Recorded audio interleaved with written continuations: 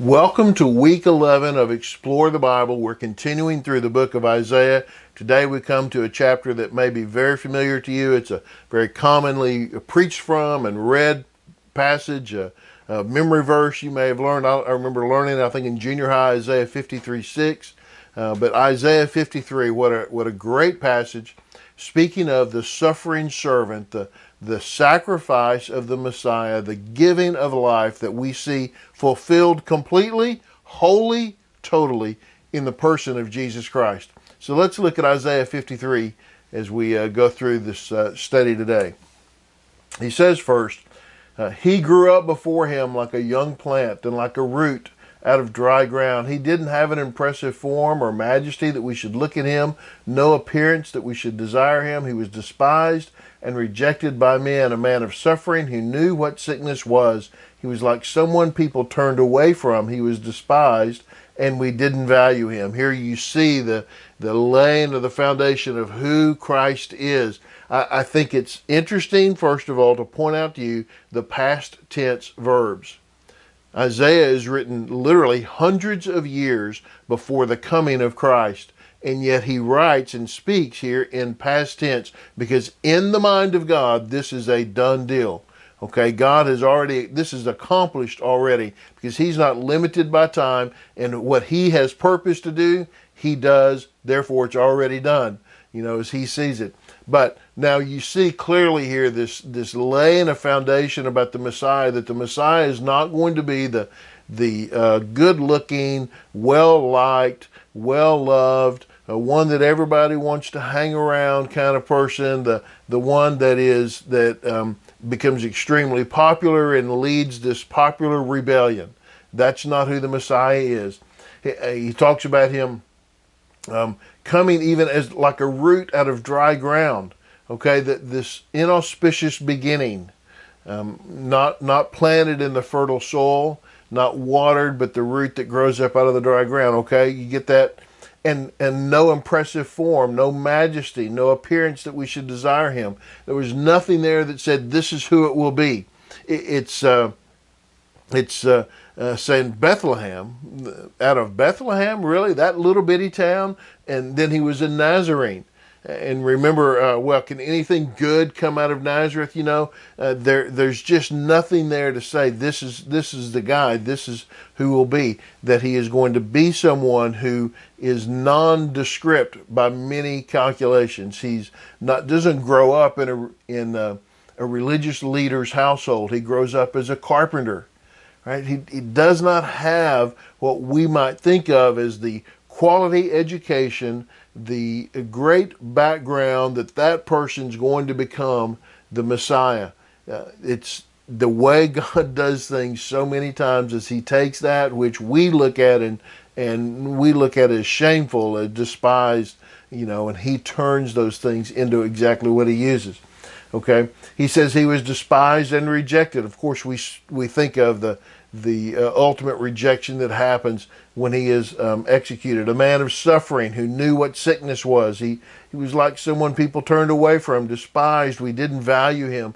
You see all of this consistent thing. You're talking about who the Messiah is and how we responded, how people responded to him.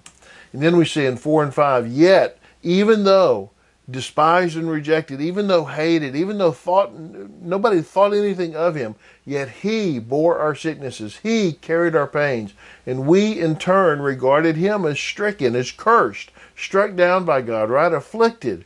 But he was pierced because of our rebellion. He was crushed because of our iniquities. Punishment for our peace was on him. We are healed by his wounds. You see this dichotomy that occurs here, right, where he is bearing the sickness, and yet we looked on him and said, well, he's cursed. Well, yeah, he was cursed, but not because of what he had done. He's cursed because of what we've done. We look at him and say, well, there's something wrong. Why would he suffer like that? He must have displeased God, right? No, he didn't displease God. We displeased God. That's why he suffered.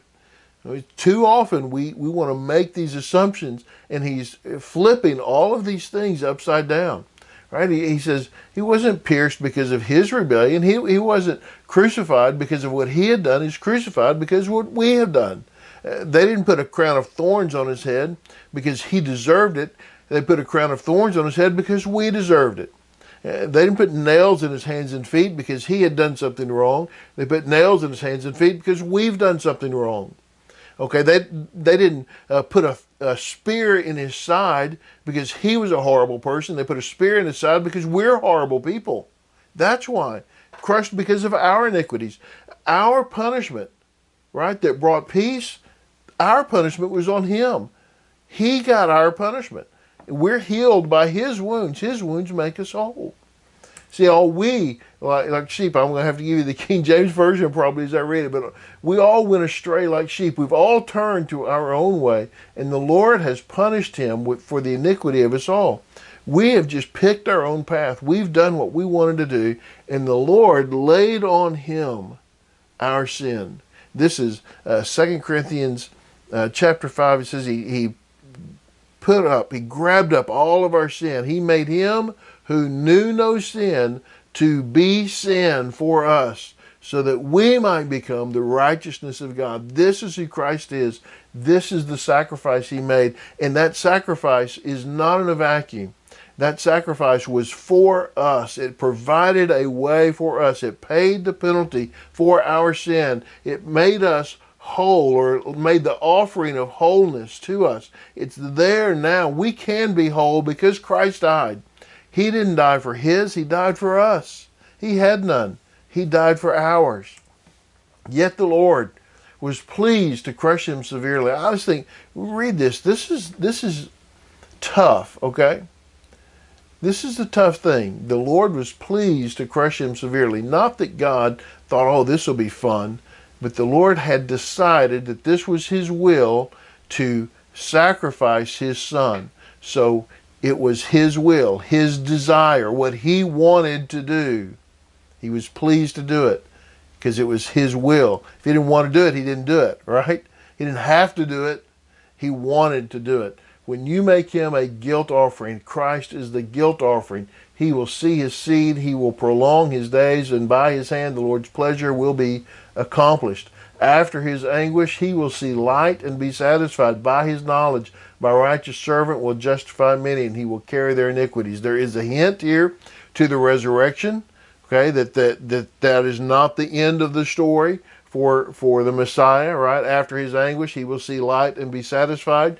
There's this hint of the resurrection here, but there is this clear statement here that this was the work of God. This was not man somehow hijacking what God wanted to do, and then God having to figure out some other way to make this meaning come out of it. This was the plan of God all along. This is what God made him a guilt offering. God said, this will be my offering for the guilt of the world for all eternity. Just as a Jewish family would make an offering on the Day of Atonement to cover their guilt for the year, Christ is the offering that God makes to cover the guilt of the world for all eternity. Right? After his anguish, he sees light. By his knowledge, my righteous servant will justify many. He will justify many. He carries their iniquities. He carries their iniquities. Just one more thing about verb tenses. You see the mix between past tense, present tense, future tense in all of this, okay? What has been determined might as well have already been done. Therefore, he says, I will give him the many as a portion, and he will receive the mighty as spoil, because he willingly submitted to death and was counted among the rebels, yet he bore the sin of many and interceded for the rebels. Christ counted among the rebels, counted as the sinner, right? Executed between two criminals, right?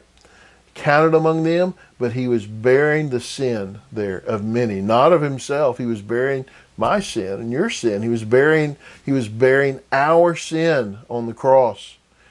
And even as the rebels are there, he intercedes. He's praying for them. Father, forgive them, for they know not what they do. It's interesting that we think he's counted among the rebels because he's executed there on both sides, thief on each side. But the reality is, the rebels were all around him, not just on the crosses. They were at the foot of the cross. And they were standing over there making fun of him. They were walking down the road laughing. The rebels were everywhere around, all around. And he willingly submitted to death. As much as it was the plan of God, it was of the Father, it was also the accepted will by the Son. He accepted that. He willingly went to the cross and willingly submitted to death and willingly was counted among the rebels. Even as he bore their sin, he interceded for them. That's what Christ did for us, for all of us. Aren't you thankful? Aren't you thankful? Hey, thanks for watching today. I hope this helps you as you study God's Word, going through the book of Isaiah.